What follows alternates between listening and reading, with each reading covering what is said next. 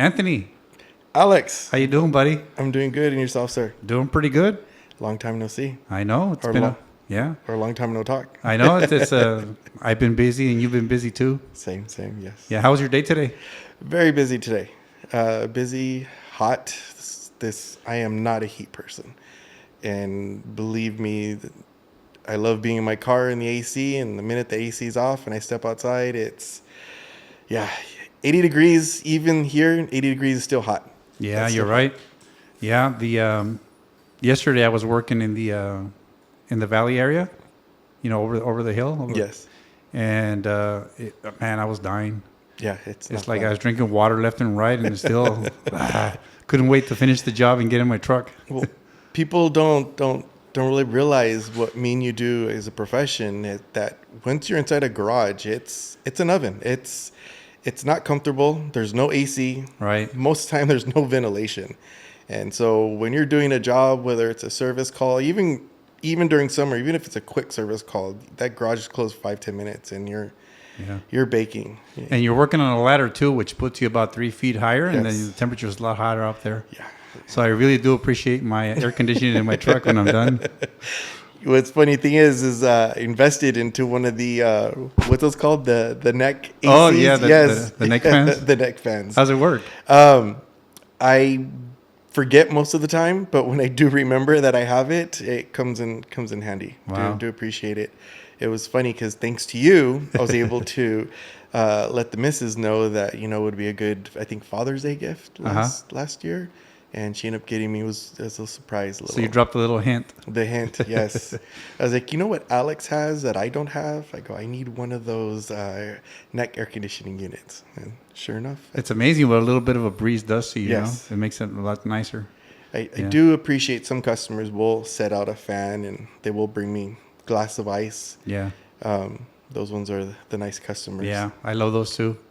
So, Anthony, usually when I have guests over, we talk a little bit about how they came about, like a little biography. Are you okay with sharing some of that stuff? Definitely. So, where were you born? So I was actually born in the city of Port Hueneme. Oh. Here in Ventura County. Cool. A lot of people don't know this, but 44 years ago, there actually was a physical hospital in Port Hueneme near the beach. It was actually off of between Ventura Road and Pleasant Valley. There's homes there now, but there actually was a hospital, and my mom gave birth to me there in the city of Port Hueneme. Wow, that's pretty cool. Yeah, a lot of people are shocked when they hear what hospital, and I tell them, well, it's not there anymore, but a very, very, very long time ago, there was once a hospital there. Did you break it when you were born? May have. Yeah, I don't remember that hospital. Yeah, so it was a hospital, and then it became a facility for special needs people.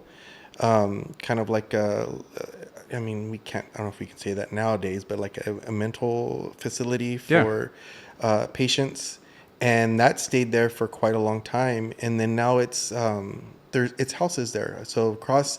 Did they tear down the building and just rebuild? Correct. They developed it into homes. So if you're familiar, before you hit that little shopping center where there's a Wendy's and so forth. Yeah. There's like these 2-story homes. And that used to be the hospital. That was the location of where the hospital used to be. Wow, I remember the St. John's Hospital that used to be over by on 5th Street, I believe. That was the old one, which is now like a older care facility. Right. But they didn't tear down that building, but they did close the hospital and make it that. But I never heard about that. Yeah, Port Hueneme one. A lot of people are usually shocked when I tell them, you were Port Hueneme, like where? So when you're driving with your kids, do you drive by and say, hey, I was born right there? I do tell them, like, that was born right what? there. Those are houses, Dad. So yeah, people are usually shocked when I tell them I was born in Port Hueneme. Yeah, so you were born in Port Hueneme, and then were you raised in Port Hueneme, or did you move somewhere else? No, also raised in Port Hueneme. So my grandparents moved here from Bakersfield with my mom when she was about a year or two. My grandfather was a framer for a construction company, and they were building a lot of the tract homes here in Port Hueneme back in the 60s. And he really fell in love with the location in Hueneme.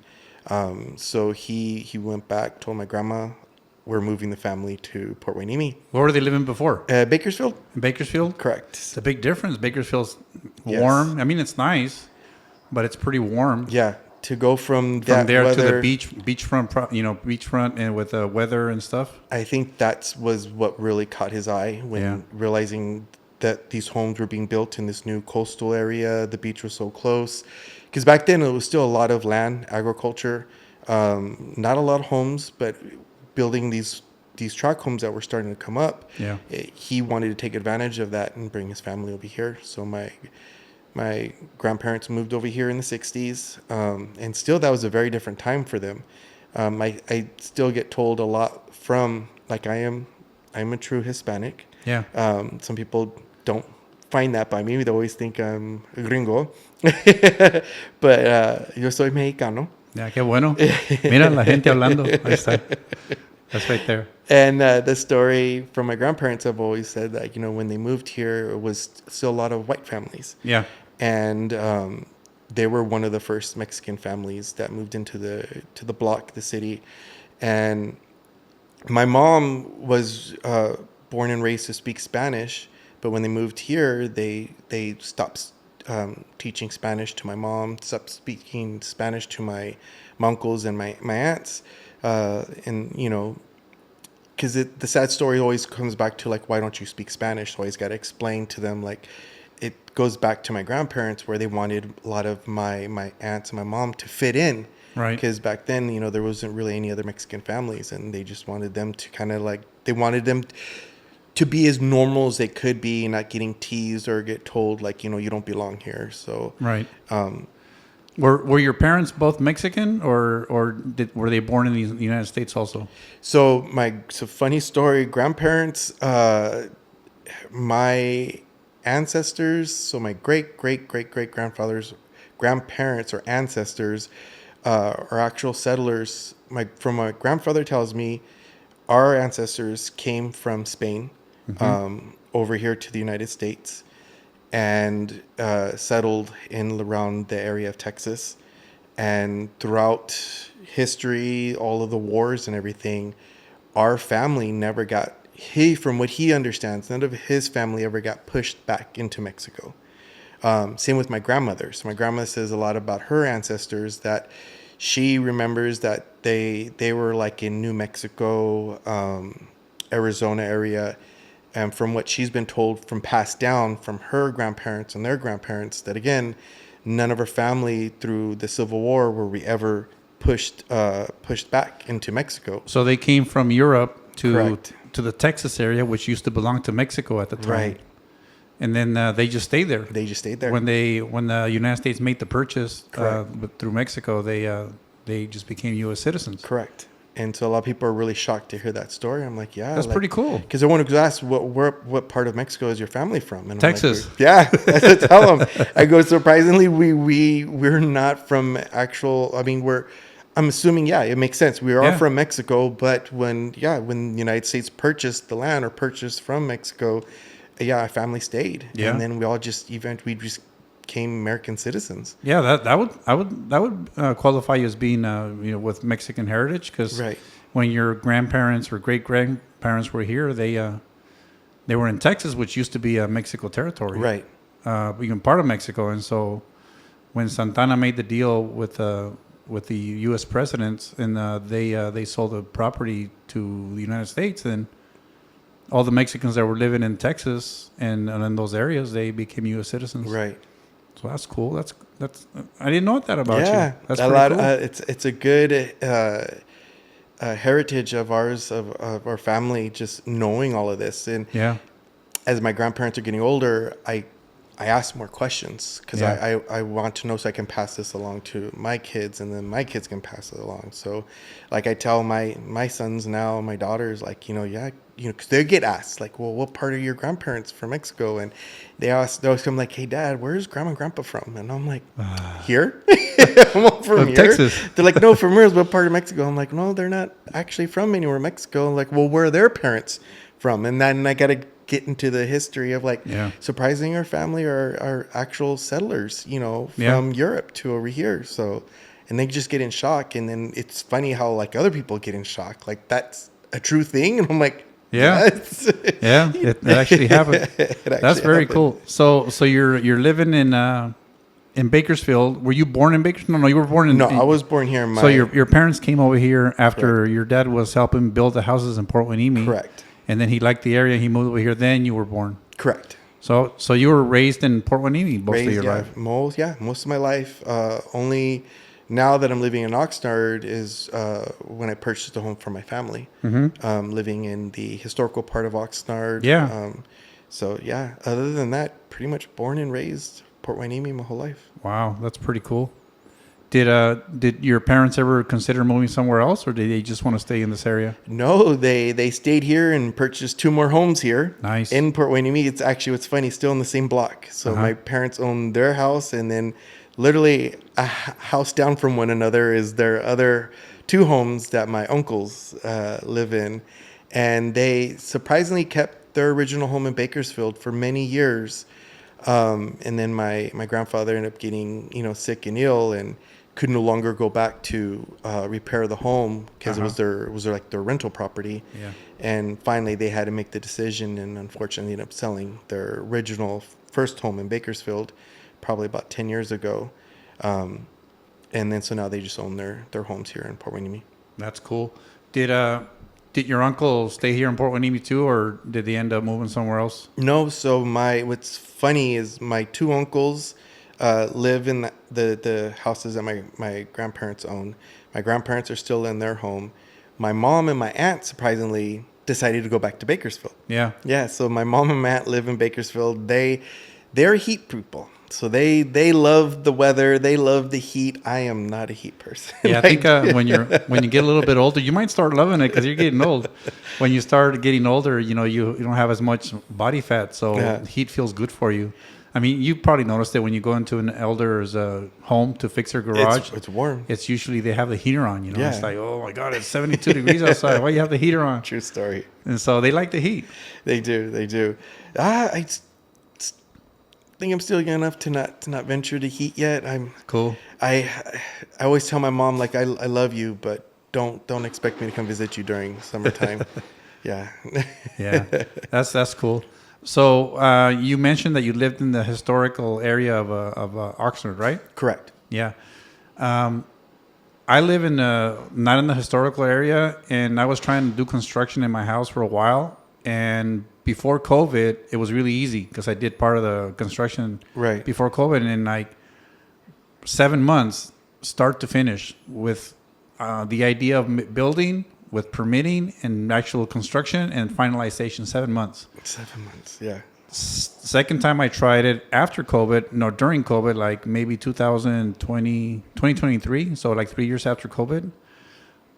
It took like 2 years Oh, wow. from start to finish, and most of it was just waiting for the plans to get Permits. things. So I know you're going through a little bit of construction right now, correct, in your home? Correct. So Tell me what the difference is between a regular construction like my house to something that's historical with your house. So where I live, it's downtown Oxnard, and there's actually 2 main streets, F Street and G Street, Yeah. which is part of the historical community of Oxnard. So it's a lot of original craftsman homes that were built like in the early 1900s. Yeah. A Beautiful lot of- homes. Some of them are 2 stories and big yards. I have the pleasure of living across street from a very historical home. It's the Levy House. That house is the original Bank of a Levy Oh, wow. home. So a lot of people don't know this. The very first bank ever established in Oxnard was called Bank of a Levy, Yeah. and it was named after the Levy family. And so this bank was established, I believe, like in the early 1800s. When Oxnard was, coming up, and that was the name of the family, and the family established and had that bank running in Oxnard.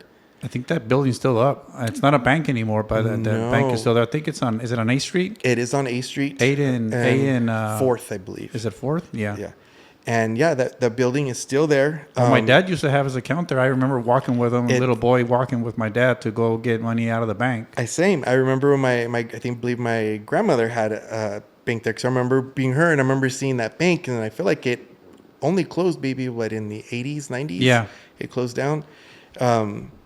So the house across the street from me is the original home of the Levy family. Wow. Who owned the bank establishment.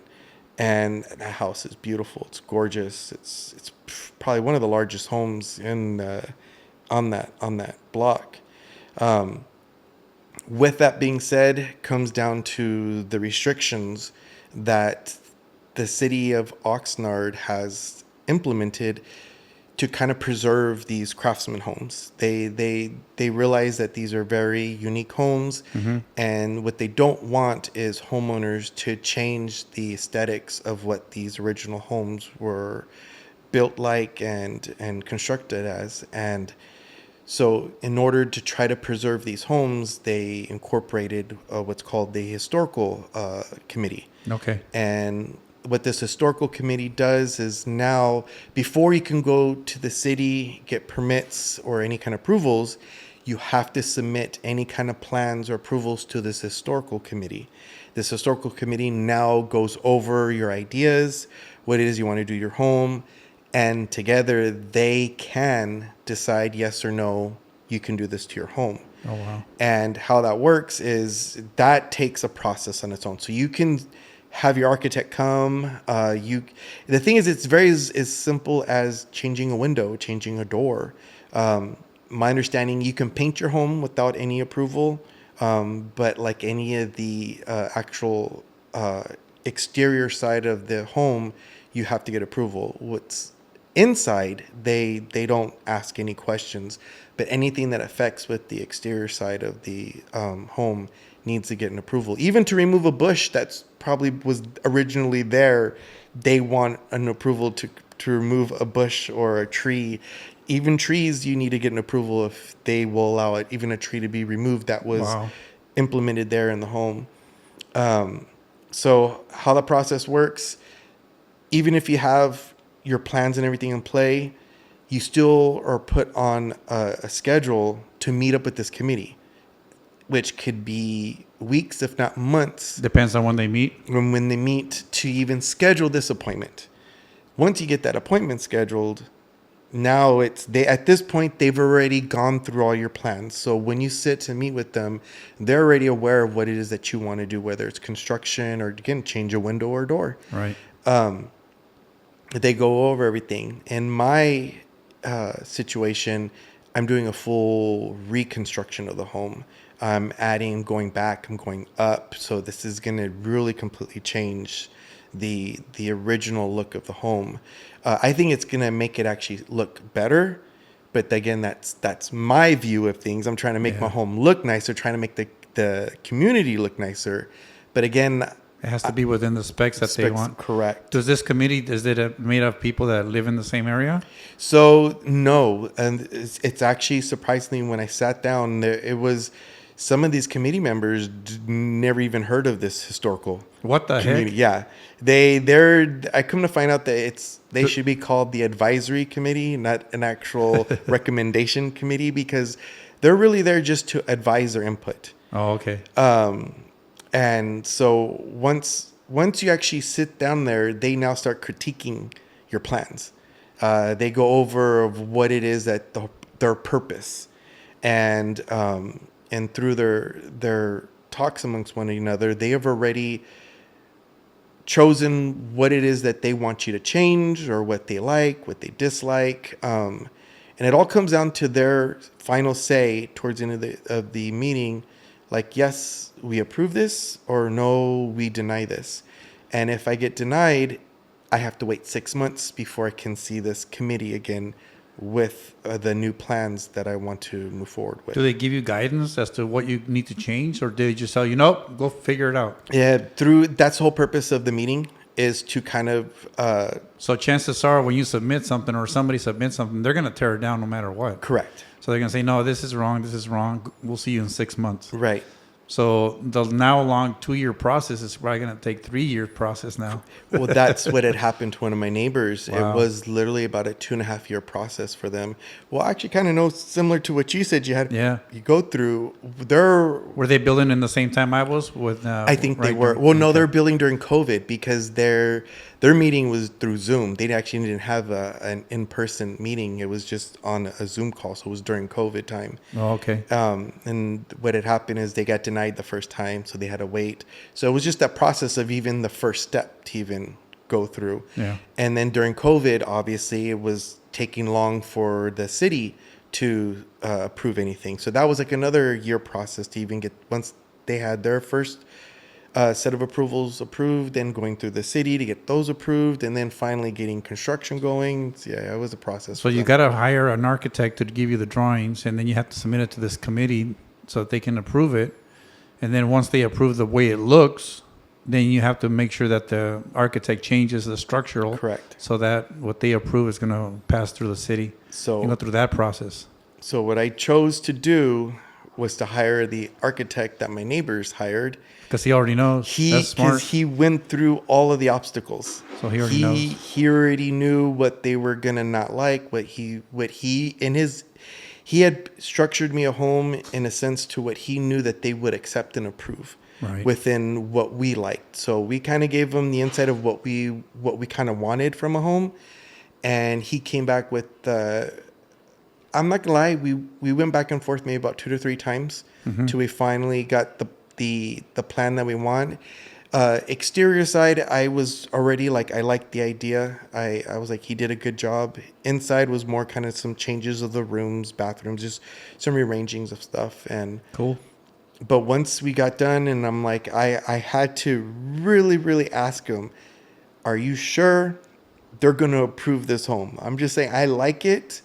But that's the difference. I like it. Doesn't mean they're going to like it. What did he tell you? And he goes, I'm pretty sure we're going to be okay. He goes, I've learned from with the previous neighbors, you know, what they're going to approve and what they're not going to approve. So I'm pretty sure I'm within their guidance of what we should get, you know, accepted. And I'm like, okay.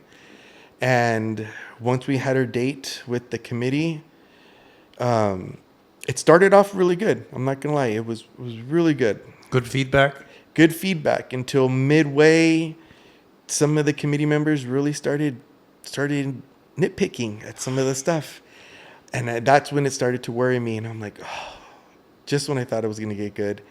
It came down to windows. What it came down to was the structure of the windows on the second floor flowed too much with the original layout of the original home. Wait. Yes.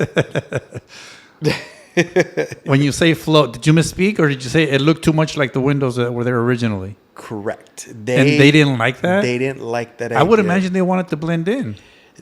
The purpose of the committee is that any addition to the home cannot look like the original house itself. That's backwards thinking. Correct. They want it to look like it was an addition. They don't want it to look like it was the original part of the home. So what they're trying to preserve is the original structure of the home. Oh, so they want people to say, I want to restore this back to the original way it was made. So Correct. Just tear down the stuff that doesn't fit. Yes.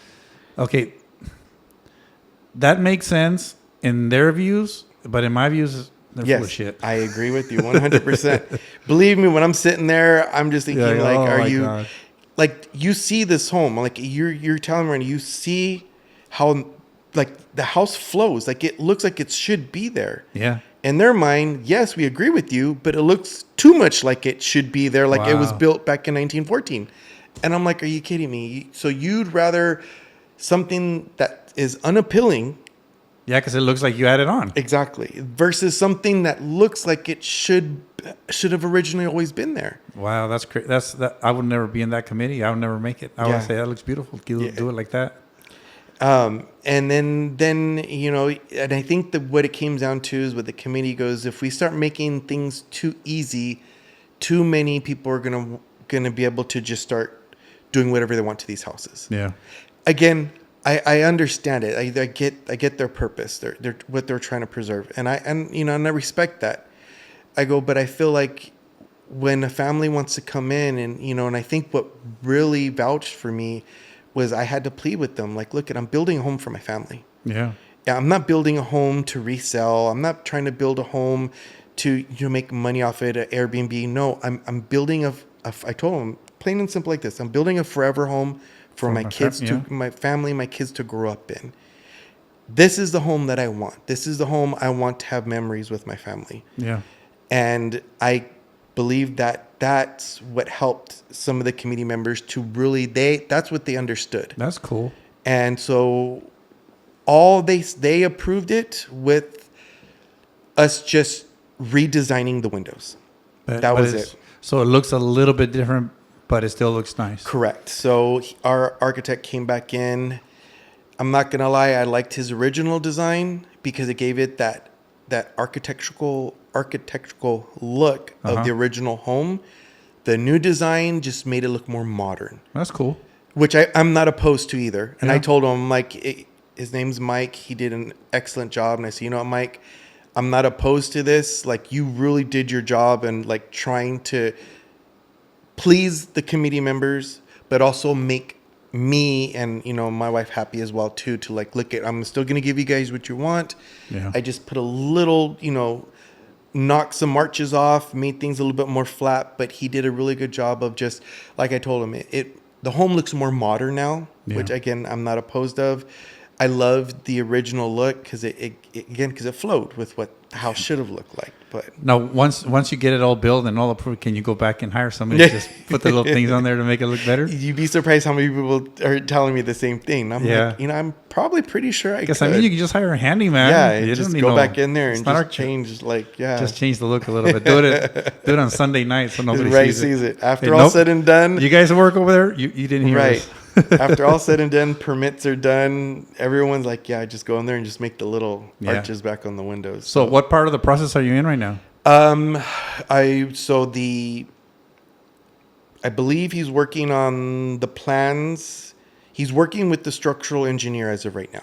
Yeah. So all I know is that's the process that we're in is it's structural engineer and him on the blueprints right now, which he's hoping to probably have done here within the next month.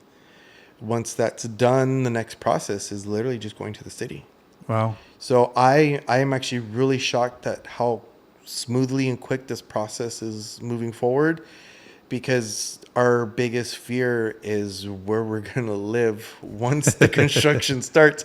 Yeah. I was truly under the impression like we maybe had another year or so through all of this, because my next question was, okay, once this is done, how long are we looking for the city? And he says right now city permits are taking about 2 to 3 months. That's not bad. That's why I said, I'm like, that's fast. And he goes, yeah. But you don't know when you get the permits and stuff, the good thing, if you need more time, I mean, it's better to get it done as quick as possible, right? That way you can, you know, move your family into a nice home. But when they give you the permit, you don't have to start building right away.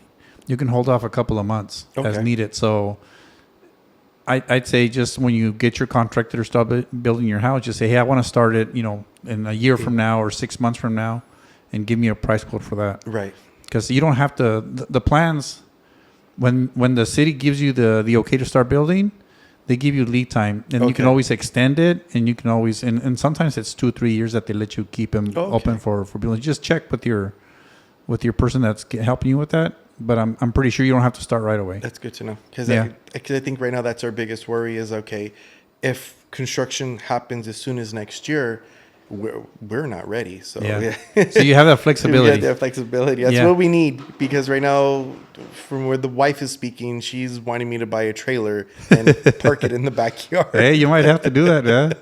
That's pretty cool. Are you going to be tearing down part of the existing house?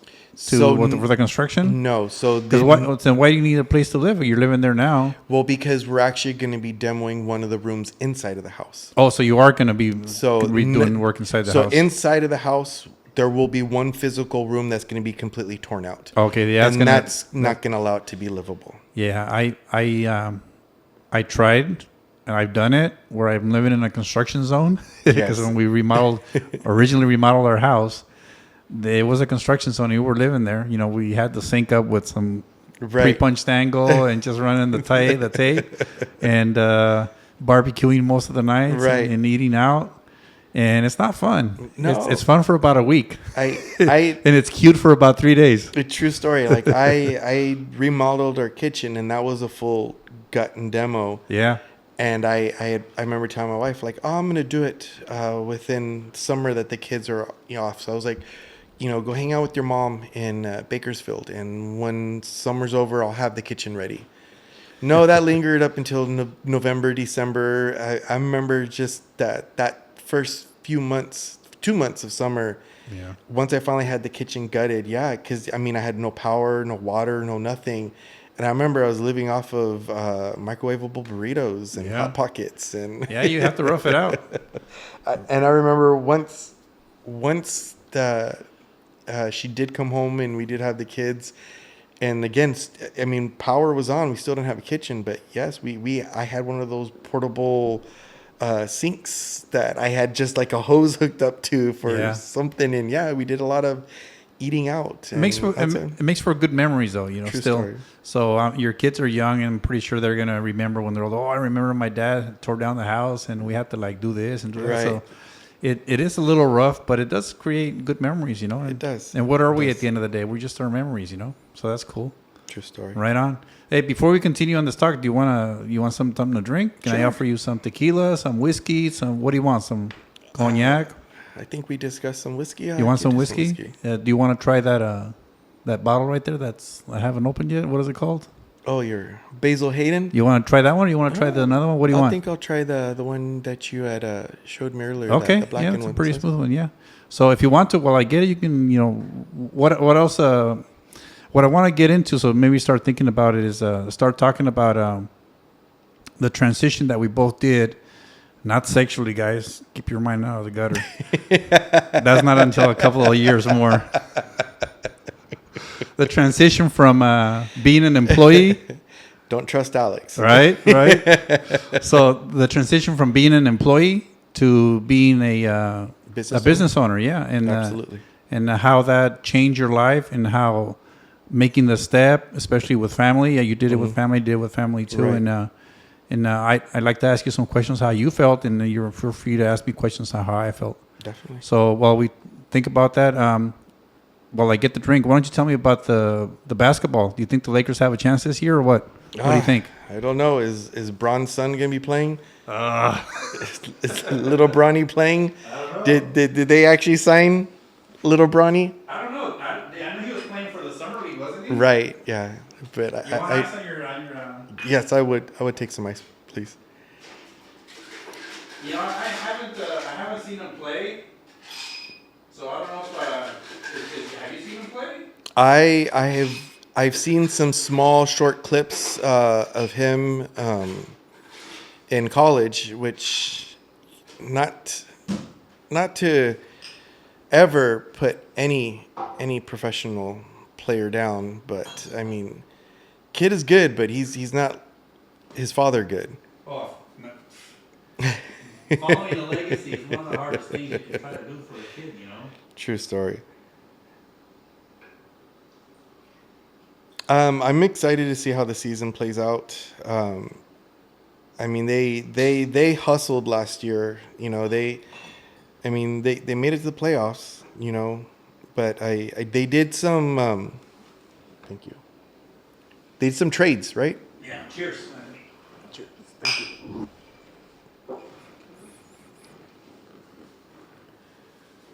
Yeah, they did some trades, but I think that was more like a marketing move that they did, with little Bronny, because like you said, I don't think he's probably good, but I don't think he's as good as somebody else that doesn't have the James last name. Right.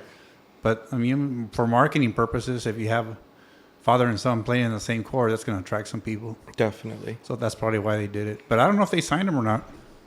I know that was, I feel like maybe that was a PR stunt, but it was a lot of going back and forth about LeBron not wanting to re-sign his contract unless his son was going to come on board. Did he give him an ultimatum? Those were the rumors that were circulating. Yeah. That he was giving the GM that whole wow. If my son's if he's not going to be on because I guess the whole thing is that before he retires, he wants to play professionally with his son, but they on the same team.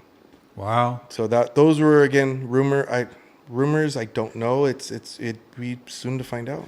Well, if it's not true, it's a messed up rumor that shouldn't be circulating. But if it's true, that's a dick move on LeBron, man. Yeah. He shouldn't have done that. No, I mean, that's not cool. that one says it comes to using his abuse for his what's the term when you have his using his professional Yeah. like his name as like hey, I'm LeBron James, like yeah, you know who I am. Yeah, but I mean, when I say a dick move, I mean for him to do it to the organization, but also to his son. Right. If that rumor comes out that it's true, everybody's gonna be like, "Hey, look at there's the DEI hire that they hired just because he has a James last name and his dad kind of put him in there, and then so the players are not gonna respect him. No. And the fans are not going to be cool with that if they find out. No one's ever going to believe he actually earned his way onto the team. Yeah. Well, I'm going to have to check it out. I don't know enough about it. Yeah, I'm surprised you haven't heard. Like, I've been seeing a lot of those little, like the TikToks and some of the little memes that everyone puts. Well, if you saw it on TikTok, it's got to be true. Yeah, right? True story. It's a conspiracy from the Chinese. Right? There it is. That's right. No, the Clippers they made the meme to make it look like they're cheating. So that way they don't get all the accolades from the LA fans. True story. Speaking of Clippers, when are they going to get something? They don't have a banner up yet. No, but they just opened up the new stadium, right? Are they gonna have it running this season? They literally announced they think that they just did the ribbon cutting for the new stadium. Dude, I've been out of sports for a while. I'm shocked. You as big as Laker. I'm a little hurt, like I told you earlier. I was really looking for my Laker hat too. We'll do it on the next session that we have a podcast together. But yes, they did like ribbon cutting on there. I don't know if it's gonna be officially open to where the Clippers are playing, but I mean, from my understanding, I thought this year, this would be the Clippers' new home for the season. Wow. Well, it's been like 2 years that I haven't been involved in watching any sports. I don't know why. I lost my interest in it, and with work and life and trying to get this running and stuff. So I think I've been neglecting my sports. Right. My sports, tick. Well, for me. But I think I need to start getting back because before I started all this like 2 years ago, I used to go to 3-5 games a year and go check them out, and I think I need to get back to that. So it's definitely, I mean, basketball for me has always been my top like sport choice. I mean, since I was young and little, like Lakers have always been my go-to team. Yeah, and now that I'm older and I have the money to afford to actually go see them live. Yeah. That's, to me, it's so exciting to go to a live game. Like Yeah, it's cool, man. You get to the arena, you get to, the check it all out, the experience, yes. Yeah. I'm a Laker fan. Look at their Shaq. And there's Kobe over there. Yeah, so I need to get back into it. So, Anthony, going back to our conversation earlier. So, you and me, we both, pretty much all of our lives been working for somebody else, starting from the bottom, getting to you and management, you getting pretty high too, doing your own service calls and stuff. When the choice was put in front of you to leave that and go into your own business, do you remember what your mindset was at that time? Yeah, absolutely. That I wasn't ready. My mindset was a little bit different. Only with me thinking that I had more time to make the proper choices and adjustments for me and my family when that time was ready. And unfortunately for me, my time came a lot sooner than expected, only because I was truly trying to start it up while I was still working. Yeah. So if we're talking amongst peers and, anyone who's ever seen this, everyone knows me and you worked together for many years before we started our own business. And I know when you ventured off, I was so excited for you. That's but I cool. feel like you had a plan. And again, I may be speaking for you, but I felt you had your plan in play. I know when you left, to me, I felt like you left ready to Yeah. leave. And you had everything ready for you. You already knew where you were going. You had all your dots, you had everything dotted, planned, played, and it was just like exciting for me to see someone that, I'm gonna tell you this, you're one of my mentors. Oh, wow, Yeah, cool. because I learned a lot of the industry that I'm in. I learned from you and another colleague of ours, Juan. Like I Yeah. literally, and I can't forget Dar. You guys were all mentors to me into a new industry that I was not even familiar with. And because of you, Dar, and Juan, you guys really showed me something that I didn't know I even had in me that I could possibly even do, let alone turn it into my own business. So before you got into the industry, you were already working with tools, though, right? I did maintenance. So it was kind of like handyman work. Yeah, so like plumbing, electrical, Correct. faucets. I was a lot of little Like a little handyman. handyman stuff, maintenance stuff. Cool. So I was already very familiar with tools, how to take things apart, put things back together. So when it came to garage doors, it was kind of like a second instinct for me. Uh-huh. It wasn't hard to pick up because I've always been a visual person. So once I was out in the field with you, if it wasn't with you, or Juan or Dar, it as long as I was visually watching what you guys were doing, it was easy for me to pick it up and understand what it was that you guys were teaching me, how the tools worked, how the parts worked, what I was taking apart, what I was replacing it with, putting it back on. And it just became, again, like riding a bike. It was like, oh, this is easy. It's no different than taking apart a faucet or changing a fuse or changing an outlet. Like, it's anything mechanical, I think, in the construction industry. If you're familiar having to disassemble, put things apart, it comes very easily for someone who's mechanically inclined, which I felt like all of us who worked together had that same specialty. Yeah. Well, I don't know about you, but like right now, I feel like if I'm kind of old now, so I probably would never do this. You're not old, but if I was to get into, I'm freaking old, Anthony. So if I was to get into, say, a different industry like electrician or plumber or something, another trade, I think if I spent 6 months, a year with somebody really training me, I could pick it up and start my own business doing it that way. Because I think the hardest part is learning the business part of it. And I think you've already, done it long enough to where you kind of know about 80-90% of what you need to do to run a business, right? And the doing the work, that's hard too, but that's something that's more easily attained. Correct. And actually, you have the benefit of working for somebody that has the business and getting paid while you learn. Right.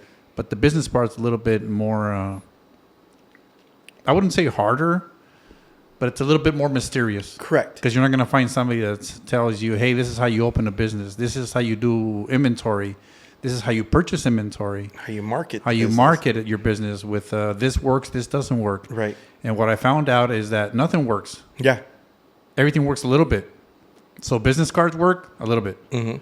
Flyers, they work hardly any. No. Social media works a little bit.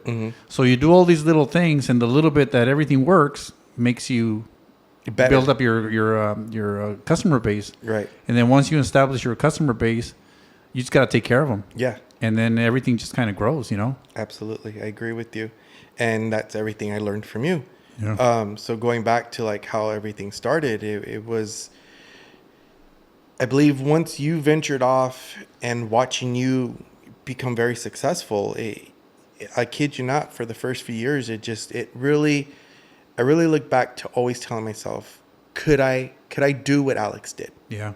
Literally, no joke. It was always like, could I do what Alex did?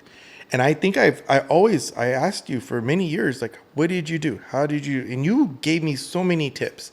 And then no matter how many tips you gave me, I was still scared to wanting to make that jump. Because it's a scary feeling for me. I think in my situation is I was still working paycheck to paycheck. Yeah. My wife at that time still wasn't making great money. I still had little babies. So it was hard to, I guess for me, making that jump and failing was what made it hard for me wanting to start the business right then and there when you did. Yeah. Because it was just like, if I fail, I feel like I'm failing my family, I'm failing my kids. You would have been. And because they depend on you to correct. bring the bread home, you know? So it just wasn't easy. And, and I feel like every few months, I feel like I was always, what did you do, Alex? And I remember the best advice you ever gave me, and to this day, it's what I give any business owner, was, hey, Anthony, calculate your expenses. Calculate, how much do you pay a month for your car? How much do you pay for a mortgage? How much you pay to eat? How much are your utilities? And then, what would you say? Times that by 6. Yeah, 6 Put months. like six months of that away. When you can, so if your monthly expenses are $3,000, $4,000, $5,000 times 6, that's what you need to save, because that's what you need to really put aside for when you're not getting that phone call that first day or the next day or that week, and until those phone calls start coming in and your clientele, then you'll be okay. And I got to tell you, how hard it is to put 6 months away, because that was truly, truly the hardest thing, especially when you're living paycheck to paycheck. And it just seemed like every little dollar I was able to save, or the minute I felt like I was getting ahead, kids got sick, car broke down, something in the house broke, and then there goes all my savings, boom, gone. And it's like, oh, well, crap. that little thing that I told you to save the 6 months, it does two things. First of all, it gives you insurance so that you have 6 months of livability to do what you need to do, right? Right. And also puts a deadline, so you have to make it work in 6 months. Correct. So what is that going to do? Motivate you and push you. Yep. And what that also does, it weeds out all the people that don't want to commit to it. Right. Because if you don't say, I can never hold 6 months, then you don't have the mindset to make a business grow. I mean, if you commit to the 6 months and actually get it done and start it, man, you're like 90% there to get it done. And then once you did you actually do that? So I started it. I think I maybe got a month of that. And what ended up happening was I, through the mix of all that, again, I had asked you, things, how to at least start getting the process going. Right. First process was go to the city, get my handyman license, or business certificate to get the business going, get a name put together. Yeah. Start doing whatever little things you can do, like do little Craigslist ads, start flyering. The things that did little bit, but that little bit will help build it up to get it to where you wanted to go. Got business cards made. It did the shirts, little flyers. And then while I was still working for a company, I was doing anything outside of the work, after hours, weekends, whatever I could get to kind of get the exposure, get out there. But the unfortunate unraveled was the company I worked for ended up finding out that I had started my own company. So that could be a blessing, though. Yeah, it truly can. Sometimes because that pushes you even more. Now you have no choice. No, yeah, it's literally sink or swim at that point. Well, yeah, because you have your regular job, which is Plan A, and Plan B is your side hustle, right? Correct. Once your Plan A goes away, your Plan B becomes your Plan A. And so at that point, you have to decide: do I stop Plan B and go back to work for somebody else? Right. Spend another 4 or 5 weeks trying to find another job, or do I just say, screw it? I'm already in this. Yeah. I'm gonna push Plan B and go 150%. Yeah. So for me, there, you have a Plan A, Plan B. There was no Plan C. There was nothing after Plan B. It was either Plan B turned into Plan A, or in my situation, Plan B turned into A, and there was no other B. There was no choices. There was no choices. And my mind was already set that I was not going to work for another company. Not even that. Plus, our industry, there's not a lot of businesses that hire or have multiple employees. Right. So I mean, that was already long ago already figured that out. If once I did this, I was never going to go backwards. Right. And me, even though having the experience that I had in different industries, I didn't want to do anything else. I was already focused on, I'm going to do this. This is already what I love to do. I want to continue doing this. So once the unfortunate where I got let go and it was sink or swim time, I knew I had to swim, but I had to swim fast. Yeah. I had to swim fast from the deep end to the shore to get myself, dried up and, out there. And yeah, I did, because at that point I believe I came to you for more advice. And I remember you were just like, okay, what do we got to do, Anthony? And you were just like, okay, you're going to do this. I'm going to do this. And you're like, okay. And I remember you gave me good pointers. Okay, this is what you got to do. You gave me a lot of things that worked for you. Truly, again, it came back to mentoring. Like, I really appreciate a lot of things, because you gave me a lot of, this didn't work for me, so don't do this. Right. Yeah. Like, stay away from that.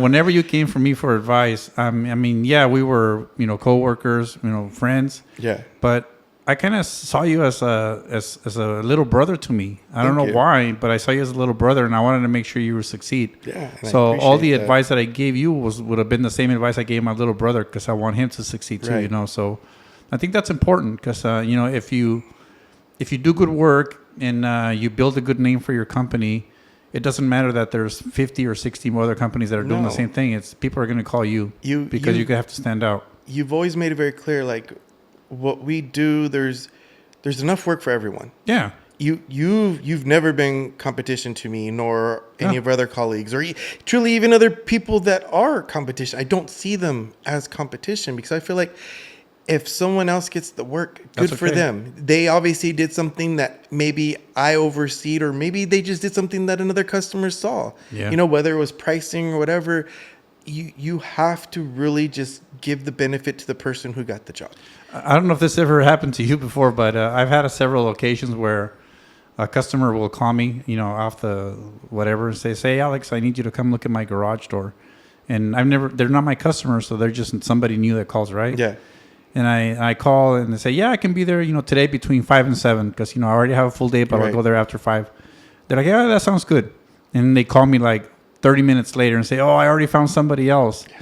And my old thing is not, "Oh, you had me," and I never talk about it. I say, "Oh, that's amazing. I'm really glad you found somebody close that could get there faster. Keep my number for next time, and I'll be here to help you. Thank you so much, and I'm really glad you found somebody."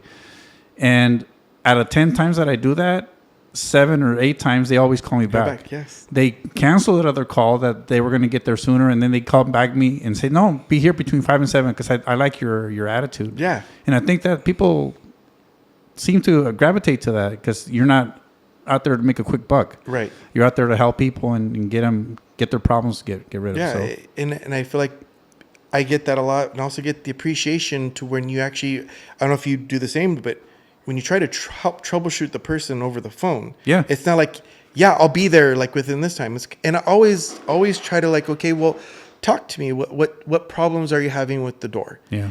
Sometimes it's, I don't know, just need someone to come out, which is understandable, you know. And sometimes you get that customer that does willing to try and explain. And it's usually something you go, it sounds like it may be just something simple. Are you at the garage? No, but I can be. Check this out. Try this out. Yeah. Oh my God, that's exactly. I'm like, there you go. Thank you. I'm gonna save your number, so when I do need you for, and guess who they think of when they, and again, that's what people gravitate. They gravitate to people that are they're there to help. They're there to help. They're honest. And to this day, I get people that will call me and remind me. I'm like, "You're my go-to garage door guy, because that one time that I called you and you helped me, and you didn't try to come out here and sell me something." And that same person will get you 3 or 4 customers, their neighbors, their aunt, because they their tell sister. everyone about you. So I think that works in our industry, but I think it works in all the industries. So I think people that could listen to this podcast that are business owners, they should consider that as to one of their main things to focus their work on. Right. Because that does work. The business cards works a little bit. Yes. Everything works a little bit, but the great customer service and be there to help your customer and keeping money secondary and helping the customer first, that's going to make your business grow. That becomes your biggest referral. Yeah. The minute you do one good deed, Yeah. turns into Four- 10, 20, endless Yeah. endless referrals. Yeah. Believe me, I believe in that 100%. I want to say today, probably 80% of my clientele is because their neighbor or their family member had someone that says, like, when they call, this broke down, oh, you got to call this guy. And- You got to call this guy.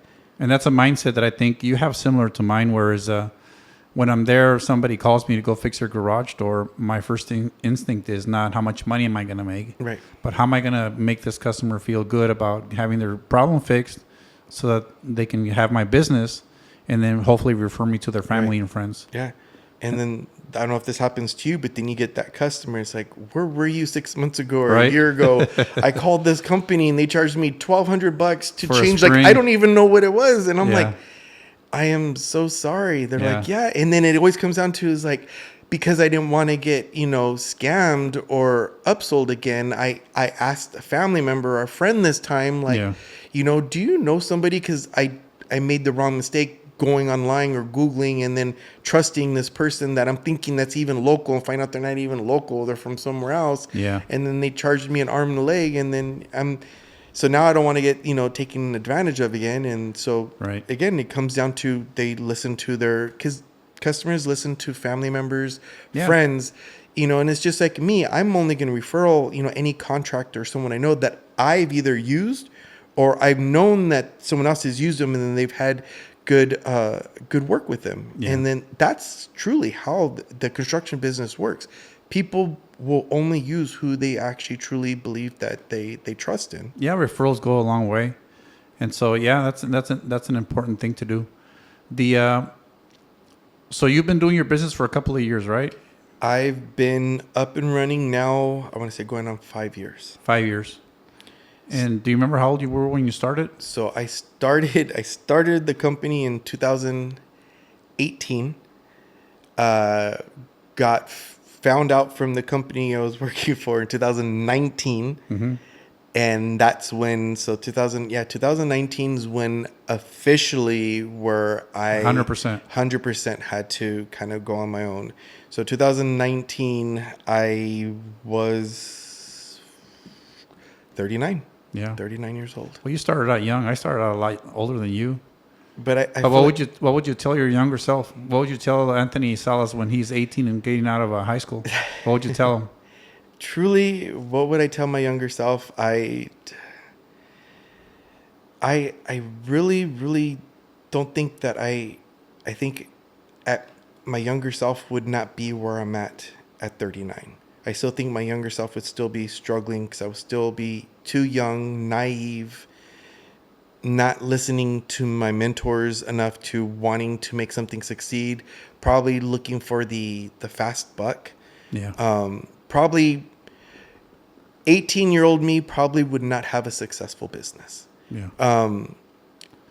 Unless Alex was around when I was 18 years old, then yes, because I would need that constant mentoring, the constant, like, you're doing this wrong. But I think when you're young, like I say this because I'm telling my younger children, like, look at, this is my hurdles. This is what I had to go through. I don't want you guys to go through that. Yeah. So here's some good advice. Here's some good pointers. And so now I got a 16-year-old son that, he's still conflicted of what he wants to. He loves working for me. But he still hasn't figured out what he wants to do. Correct. So when you ask him, what do you want to do? Do you want to work for your dad? His response, like, I like working for my dad, but I don't know if that's what I want to do career-wise. Yeah. And if you ask him what does he want to do, he likes chemistry. He has, right now, his number one mindset is he would like to be like a chemist. Yeah. He said since he was young, he's liked chemistry. He's always loved science, which is amazing. Yeah, that's good. And then when you get people ask you, like, what do you think? I am going to support my son, whatever he wants. If he wants to go to school to become a chemist, then he gets to go to school to become a chemist. I'm going to support him in whichever direction he wants to go. but I also want to teach him the fundamentals of not just what I do, but the understanding of how tools work.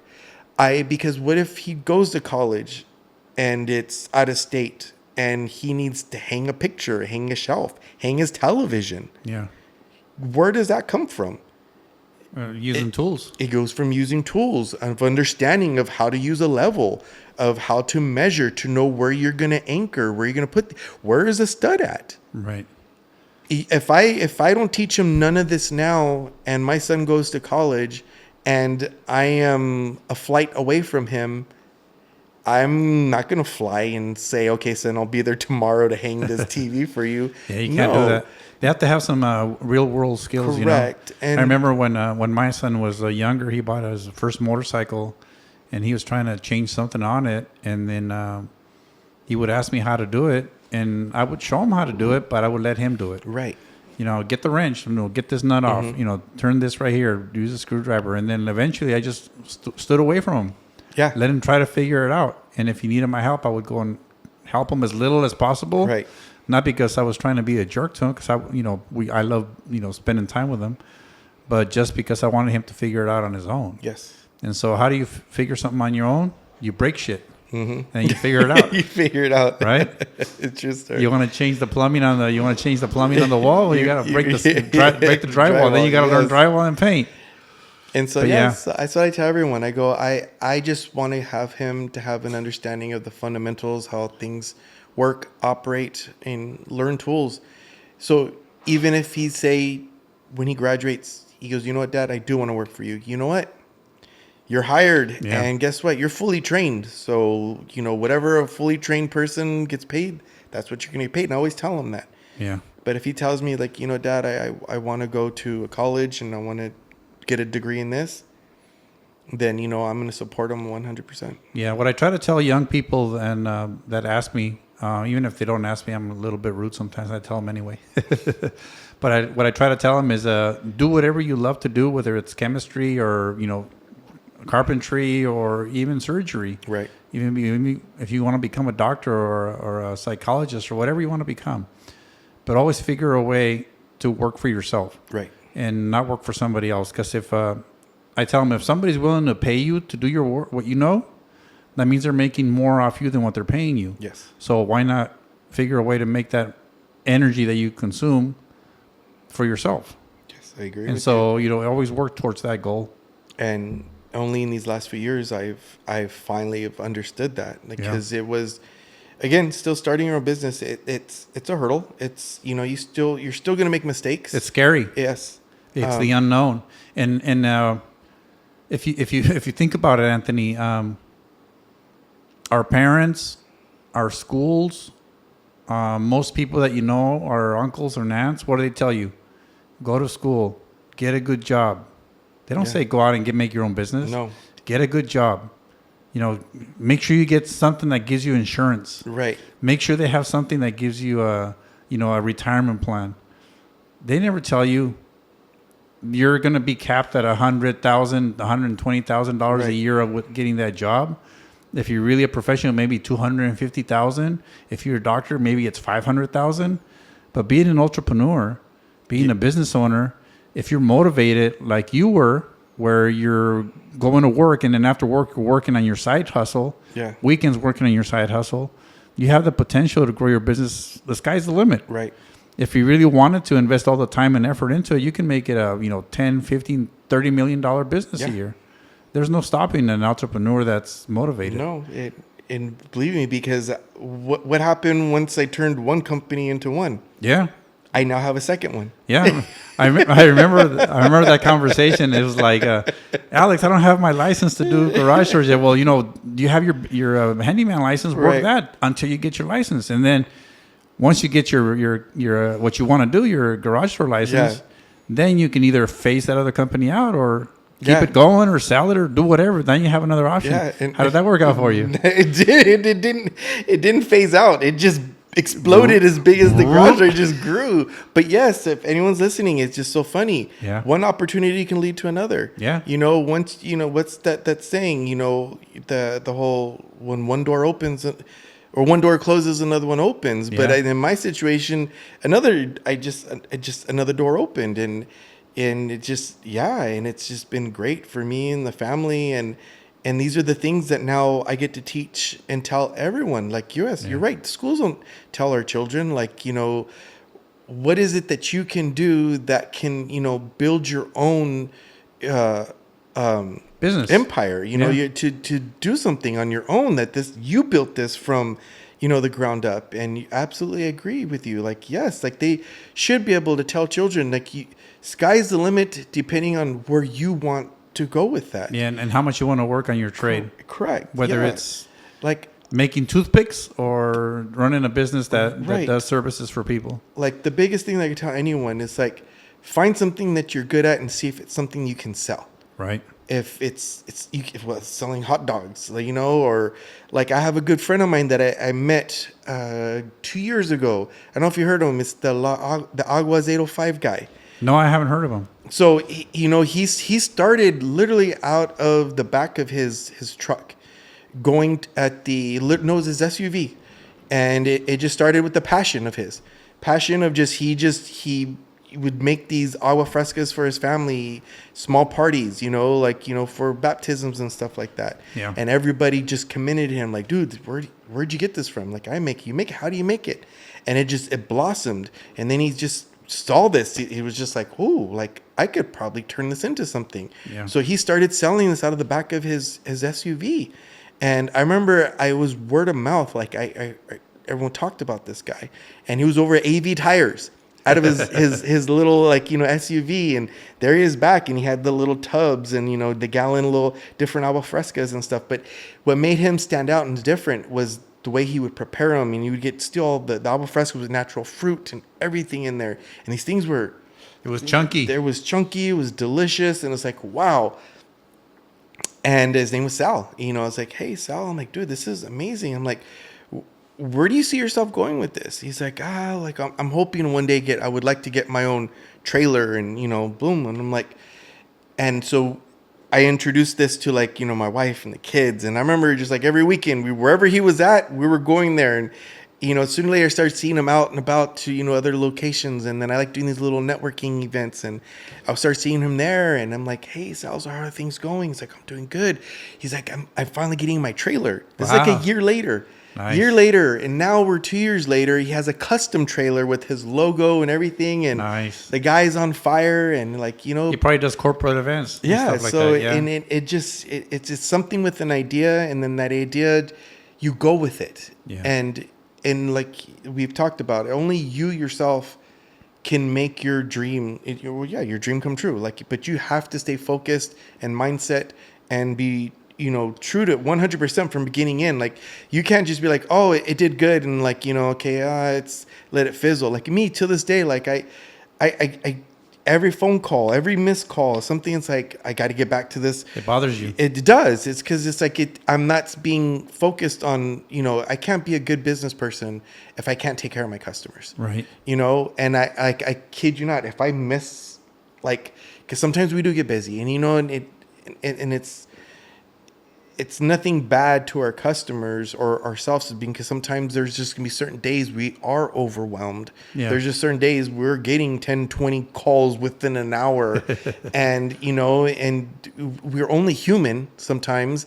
And, we may miss a call, we may miss a text, but you better believe me, like, that next day I'm like, oh crap, and it's funny because I want to say, like, 99% of the time, like, I am so sorry. And they're like, that's fine. We get it. You're busy. Yeah. But can we get you on schedule? And it's rare that I call that customer back and they're just like, oh, no, I called somebody else. I'm sorry. I found AA garage doors online. Well, the reason you're funny. The reason why that works for your company, where your customer understands that you're busy enough, is because you've already been to their house before. Right. And they know the type of person you are. And they know that deep in your heart, you're not doing it on purpose, right, forgetting him about him. So they know, okay, Anthony, he's a really nice guy. I already referred him to 3 of my neighbors. Mm-hmm. He took care of him. He's probably really busy. Yeah. So when you call him the next day, they understand. Yeah. And that's the important part of working your business as being a not a money making business, but a problem solving business. Right. Because when you do the problem solving business, it works out. Where if you do have a bad day where you don't get to a customer, the relationship that you built before, they understand that, Yeah. and they're willing to wait for you. I've had the same experiences. Yeah, and it's a good it's a good feeling, because you're feeling like crap. Like just like this customer probably hates me right now, and then you realize like no, they were completely understanding. I've been driving home at 7:00 in the evening, 7:30, almost 8:00 in the evening, and I get a text or a call asking, "Hey Alex, did you forget about me?" Like, oh shit. Yes. And then I called them back and say, "You know what? I did forget about you. I'm really sorry. I got really busy, but I'll be there like in 45 minutes." Yeah. And they're like, "It's already 7:30, Alex." I go, "Well, I want to do what's best for you. Right. You want me to go? I'm more than happy to." And I am more than happy to go. 99% of the time they say, "No, just come back tomorrow." Right. Yes. And then I make it a priority to be there first thing in the morning and take care of them. But like I said, when you build the relationships where your customers trust you, then all that stuff, we're all human. Yeah. And they understand that. Yeah, it's again, it just comes down to like, the rare ones. And right, then the rare ones are the ones that they've never used you before. And it's, and sometimes I still always tell them like, I'm really sorry. I'm really sorry. If you need me again, I'll be here to help you. Or if you want to bounce some ideas off of me, even if you don't use me, that's fine. If you want to check something, feel free to call me. Yeah. And do you get those calls too from people that call you that they're trying to fix things themselves? And yes. And a lot of times I spend more time with them with my regular customers trying to walk them through how to fix it. I get the ones like, "I'm having this problem. Can you just walk me through the phone?" And I'm like, yes. I mean, what kind of system do you have? And I'm like thinking, spend 10, 15 minutes just finally figuring out what they have. Right. To see if I can even help them out. Yeah. Yeah. I literally, and then I get the ones that are really adamant about just giving them quotes over the phone. And it's like, it's hard to do those. And I always tell them like, anything I give you over the phone, just it's rough. I can't tell you that's an accurate price. I go, it's again, and then they're like, "Well, I'll send you photos, send you pictures," and then you're not even getting the photo of what it is that they want fixed. You're like, "What did you just send me?" And I'm like, I do free estimates. That's what I tell them that all the time. And even when you say I do free estimates, it's like, That's so funny. I just looking for a price. Like I had a lady today. She was really well, I had someone give me, he told me it could be anywhere from $300 to $1,200. Oh shit, that's a big range. And I go, well, he's giving you a large range because he doesn't know what he's getting himself into. And I go, I'd probably give you this. I go, I don't think I'd give you a $1,200 range. I go, because what I'm seeing, what it sounds like, it's more of a repair. I go, but I am more thinking it could be between like $300-$500. I told her, but I go, again, if you want more of an accurate quote, it's best for me to come by. And she goes, "Well, what do you charge for a service call?" I'm like, "Ma'am, I don't charge a service. It's free. That's why I provide free estimates, because it's better to come out so I can actually see what is needed. And when I come out, again, 99% of the time they don't turn you away because they're hearing $300 to $1,200, and all they're hearing is 12. In all honesty, they're just thinking, "Oh my God." Yeah. I go, and that's why I don't like throwing numbers out there, because sometimes it's nothing. Yeah. I mean, how often do you go? I mean, I don't know if you do this or not, but I do this a lot too, which really helps my business. It builds that relationship with that customer where they feel good about calling me or taking my referrals or my bids that I give them. They really like that. Customer will call me and say, "Hey, my door doesn't work. I need to get to work, blah, blah, blah." And I say, "Well, we do free estimates. Let me go to your house." "Okay, well, I'll be right here." And I show up and I get there and I notice that, they left the bag in the infrared, or it's a little bit off, or it doesn't want to close because the infrareds are not lined up. And so I'll go out there and I'll put the door on manual, try it. It feels good. The opener sounds good. And the infrared was off. So and this is before I even talk to them. I just say, "I'm here to check your garage door," and then I fix it, and it works, and it works, right? It's fixed, and they're like, "Okay, well, thank you. Well, how much do I owe you?" Nothing. It's a free estimate. There was nothing wrong. Your infrared was off. I checked your door. The balance was good. You don't need a service. It could use a little oil, but I don't think that's worth $150 for me to squirt a little oil. Right. You can do that yourself. Because your door's fine, your opener's safe, and your infrared was wrong. Can I please put my sticker on the wall so you can call me next time? and the surprised look on the customer's face is priceless. It is. And they're like, whoa, so what did you do at that point? And this is for all the plumbers and electricians. You should follow this rule. You do that, it burns a really good impression of your company in that customer's head. And that pays dividends down the road because they're going to refer people to you that need your help and that you can actually sell them a service that's going to benefit their life. Right. So a lot of these companies, they have a service charge, and then the customer's already spending money just for you to go look at it. Yeah. And sometimes those companies, they pay their employees commission, so now they're forced to sell them something. And I just don't think that's a good No. for a long-standing company where you work in the community that you see. And then so when I go to the store, thousands of times I get called, "Hey Alex, how you doing?" And it's always a smile on their face saying, "How's your garage door working?" It's working great, and I give them a thumbs up. And so I think it's important for companies to do stuff like that. Yes, I agree. But getting to the whole like customer when they see you, it's not the ones that see it in public. It's I tell this to my wife all the time. I find it funny. I get a lot of customers that call me like, "Hey Anthony, it's so and so. How's it going?" And I still don't know who this customer is. But the way they're talking to me is like they know you? Like if we're like best friends, like we've just hung out and had beers or something. It's it's Jose or Juan from like so and so, and he gives me the address. Blah blah blah. You fixed my door 3 years ago. Yes. He goes, "What's up? What's going on? How's the family?" And I'm thinking, everything's going good. How can I? And I'm still so lost. I'm like, how can I help you? He's like, you don't remember me? And I'm like, no. I go, and you can feel like like it's kind of shattered, like they're like, and I'm like, I am, and I always tell them like, Juan or whoever, I'm like, I am so sorry. I go, I apologize. I go, but I always feel bad because my wife always says like, do they think like you're their only? Like, I sometimes feel like they think like they're my only customer ever. Like I've never had any other. That's because you're building good relationships with them, and you're burning into their brain a good face for your company, so they have that personal connection. Yes, and so I always tell them like, I apologize. I am so sorry. I go, it's just. I talk to so many people and I see on a daily basis. I go, I always tell them, I really wish I could remember every customer. Unless it's a customer I've seen you like in the last, 5 times in the last month, then yes, I probably will remember. But when you tell me it's been like 2-3 years since I've been to your home, it's always like hard for me to remember every. I go, it's hard for me to remember every customer. I go, but you know what? I go, what? And he's like, yeah, because it always comes down to like, you did such a great job on my garage. You fixed it really well. It's been working great. Just having this small little issue or problem, just want to set you up to come out and take a look at my garage.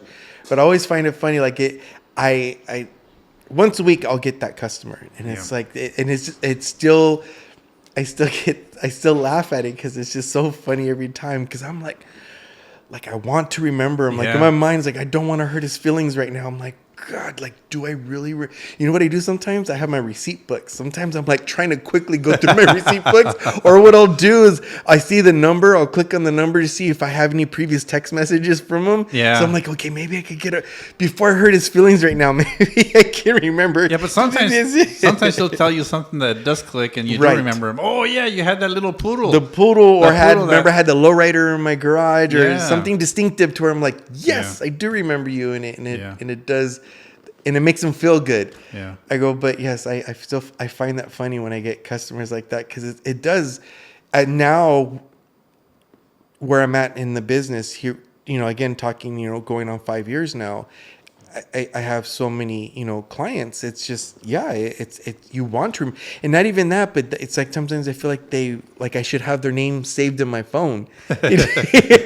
Like you don't even have my name saved. Like sometimes I get, but I'm sorry. I'm like, that's impossible. I mean, I'm pretty sure if I call my plumber, he's not gonna know who the hell I am. Right, I know that's. Or if I call my electrician, he's not gonna know who the hell I am. But again, that goes to tell you like, you build an impression. How me and you work our business. Yeah. When you get a customer like that, like so happy to call you and thinking you're going to know who they were, it was because of the impression we put on them. Yeah, and it's a good, like I said, it's a good business practice because that builds the relationship really strong with the bond with your customer. And I feel that's phasing out. Yeah. And it's sad, but it's true, because I feel like me and you would still, like, if you had an employee, Yeah. you know, I would you know, instill that in him 100%. correct. And because that's what I'm instilling in my son right now when he works with me.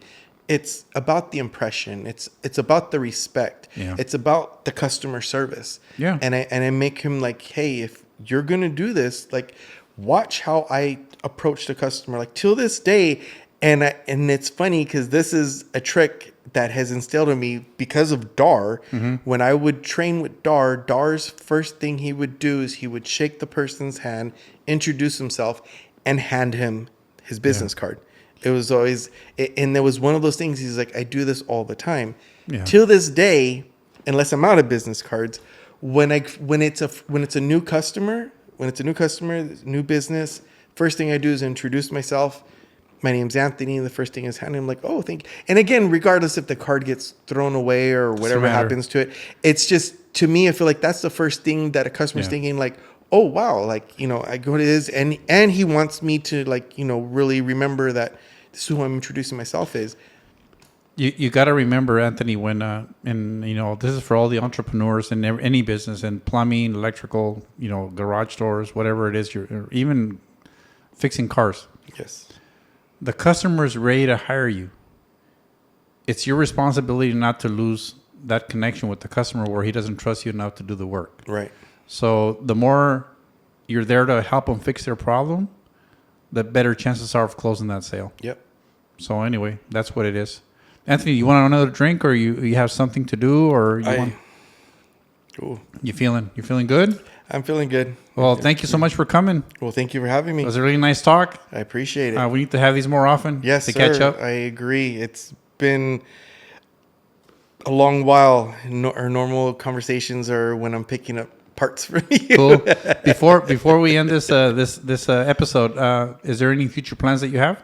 Other than the construction of the home that's coming up, no. Just continuing to, you know, work hard to keep my business thriving and succeeding. Cool. But yeah, just any future things coming up, or just kind of just I'm really looking forward to this next venture for my family. Is literally this new the remodel of the home. It's been a long coming for us. We've been cramped in you know, the home is beautiful, but we've been cramped, and we're ready to grow. Our family's grown, so we're ready to finally get that home to grow with our families. So Are your kids excited about it?